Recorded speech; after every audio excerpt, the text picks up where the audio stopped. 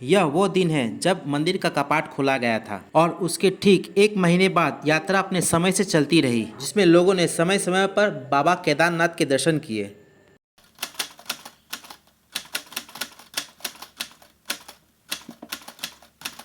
पिछले 3 दिनों से हो रही बारिश आज भी जारी है, पर किसी को भी पता नहीं था कि आने वाला 2 दिन में उनका सामना एक ऐसे प्रलय से होने वाला है जिसमें कई लोगों का अंत तय था।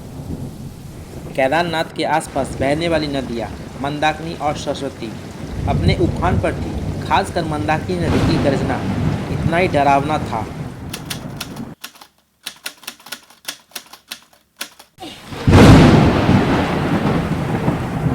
लगातार 2 दिनों से पहाड़ों पर हो रही बारिश और बादल के फटने से लैंडस्लाइड शुरू होने लगी। पहाड़ों में जमा भारी मात्रा में पानी तेजी से केदारनाथ की तरफ बहने लगी, जिससे काफ़ी लोग इस पानी में बह गए और जो लोग भी बच गए वो सुबह का इंतज़ार कर रहे थे, पर उनको क्या पता कि उनकी यह आखिरी रात होगी। रात भर लगातार बारिश होती रही। मंदिर, होटल, धर्मशाला में जग रहे लोग यह सोच रहे थे कि कब सुबह होगी। पता नहीं अब उनका क्या होगा।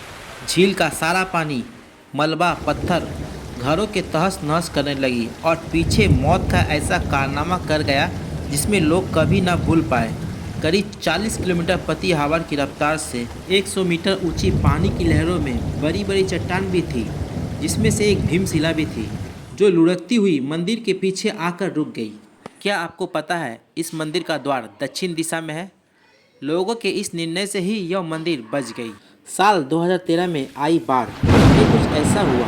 मंदिर के पास ऐसे पत्थर आ पहुँचे जिसने इस मंदिर के बचाने में मुख्य भूमिका निभाई।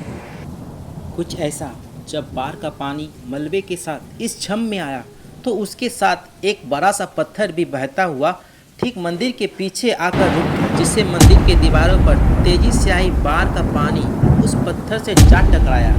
पर अचंभव करने वाली बात तो यह है कि इतनी खतरनाक बाढ़ आने के बाद भी पत्थर उस जगह से टस से मस नहीं हुआ और इस पत्थर का आकार भी ठीक उतना ही है जितना इस मंदिर का पिछला हिस्सा।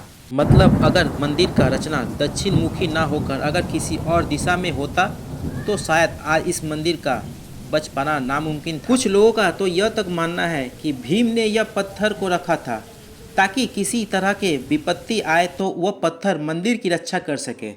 कहा जाता है कि इस मंदिर के निर्माण में लाया गया पत्थर जो कहीं और से लाया गया था, क्योंकि इस मंदिर के आसपास ऐसा पत्थर मौजूद ही नहीं है। इस पत्थर का खासियत इसलिए है क्योंकि यह पत्थर हर तरह के तापमान को झेलने में सक्षम है। हैरान करने वाली बात तो यह है कि आखिर यह पत्थर यहाँ नहीं है तो कहाँ से आई है, और इतनी ऊंचाई तक ला पाना संभव ही नहीं है, नामुमकिन जैसे। क्योंकि 1200 साल पहले जब यातायात का कोई साधन उपलब्ध ही नहीं था तो इतनी ऊपर तक उठाया किसने होगा। जरा सोचने वाली बात यह है कि 1200 साल पहले ना जाने कितनी बाढ़ और तूफान आई। वैज्ञानिकों की टीम ने पता लगाया तो पता चलता है कि यह मंदिर 1400 साल से लेकर 1700 साल तक यह मंदिर बर्फ के नीचे दबी पड़ी हुई थी। उसके बाद भी इस मंदिर ने कई तरह के प्राकृतिक आपदा और खराब मौसम झेल चुकी है। बहुत से लोगों का मानना है कि इस बार का वजह माँ धारी देवी है। देवी भयंकर क्रोध और उसके गुस्से की वजह है। माँ धारी देवी को चारों धाम का रक्षक माना जाता है। 16 जून 2013 को एक डैम प्रोजेक्ट के लिए माता की मूर्ति को हटाया गया। फिर उसके कुछ घंटे बाद देश को भयंकर सुनामी के बाद देश का भयंकर नेचुरल डिजास्टर का सामना करना पड़ा।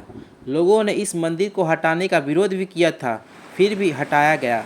जब जब धार्मिक आस्थाओं से, नेचर से खिलवाड़ होगा तब तक यह चीज़ तो होनी ही होगी। इस महाप्रलय से 6600 से अधिक लोगों की मृत्यु हो गई और ना जाने कितनी बेबस जानवरों की मृत्यु भी हो गई इसकी वजह से।